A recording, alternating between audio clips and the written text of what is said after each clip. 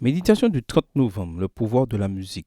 Le chant des premiers adventistes. Ce Jésus qui a été enlevé au ciel du milieu de vous reviendra. Acte 1, verset 11. Joseph Bates était bloqué avec d'autres adventistes dans une gare à Salem, dans le Massachusetts. Et ensemble, ils ont décidé de commencer à chanter des hymnes. La population locale n'était pas habituée à cela. Alors elle a commencé à se regrouper autour d'eux et à former une grande foule écoutant avec attention ce petit groupe qui chantait avec une grande ferveur. Environ 7000 personnes se sont rassemblées pour entendre la prédication qui a été faite ensuite. Et des centaines de personnes ont été baptisées. Tout cela grâce au chant. La musique et la publication de plusieurs recueils de cantiques ont fait partie des moyens qui ont permis aux premiers adventistes de surmonter la grande déception et de partager les doctrines auxquelles ils croyaient. James White a dit ceci: il y a de la puissance dans le chant adventiste. Il considérait que les cantiques avaient quelque chose de spécial. Que pouvons-nous apprendre de tout cela? Sur un site de musique adventiste, on nous dit qu'on peut en tirer au moins 3 leçons. Premièrement, si nous prétendons croire en quelque chose ou avoir la foi, alors les hymnes que nous chantons ou la musique que nous écoutons devraient refléter cela aussi. Est-ce ce cas nous concernant? Deuxièmement, chanter avec conviction a une grande influence sur les auditeurs. Chantons-nous avec cette conviction? Troisièmement, chanter des hymnes appropriés à chaque occasion donne plus de force au message. Les choisissons-nous avec soin? Les premiers adventistes chantaient surtout des cantiques sur le retour du Christ et ils parlaient sans cesse de ce sujet. Chantons-nous aussi des hymnes qui reflètent notre enthousiasme et notre désir de voir notre Seigneur venir nous chercher? Nos décisions quotidiennes et la façon dont nous menons notre vie sont-elles influencées par notre assurance qu'il reviendra bientôt? Ou nous conformons-nous à un style d'adoration œcuménique et purement émotionnel, parfois même anthropocentrique? Nous pourrions peut-être écouter et apprendre dans la semaine des hymnes sur le retour du Christ qui étaient chantés à l'époque de Joseph Bates. En choisir au moins un pour notre culte familial et pour le culte de l'Église. Nous pourrions aussi nous rendre sur les lieux mentionnés dans ces différents hymnes et les chanter pour mieux les mémoriser. La force du message que nous devons partager est toujours là. Et si nous chantons plus, avec plus de conviction, nous pourrons toucher beaucoup plus de personnes. Alors, chantons. Bonne journée à toi et que le Seigneur te bénisse.